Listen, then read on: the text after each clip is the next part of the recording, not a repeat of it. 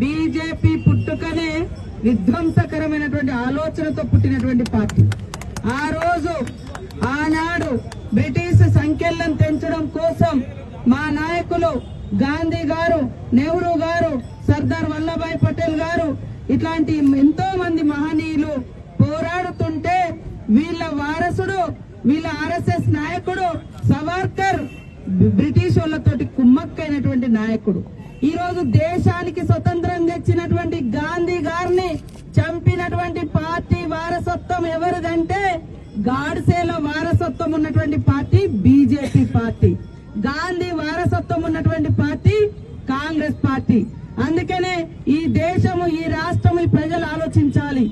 ఎవరు ఈ దేశం కోసం జైళ్లలో మగ్గిండ్రు, ఎవరు ఈ దేశం కోసం త్యాగాలు చేసిరు, స్వేచ్ఛ కోసం పోరాటం చేసిరు, ఆ స్వేచ్ఛను అడ్డుకోవడం కోసం ఆనాడు బ్రిటిష్ వాళ్ళతోటి కలిసిపోయినటువంటి పార్టీ గాడ్సేల పార్టీ, గాంధీని చంపినటువంటి పార్టీ బీజేపీ పార్టీ.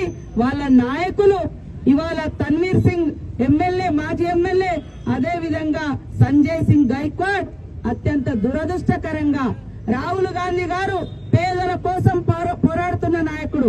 కులగణన, జనగణన జరగాలి, ఈ మనమెంతో మనకెంత వాటా కావాలి, అప్పుడే ఈ పేదరికం పోతుంది, సామాజిక న్యాయం జరుగుతుంది, రిజర్వేషన్ ఉండాలి, పేదలకందరికీ న్యాయం జరగాలని పార్లమెంట్ లో కొట్లాడుతున్నటువంటి నాయకుడి మీద కావాలని ఇవాళ వాళ్ళన్ని దుర్మార్గాలు చేస్తారు.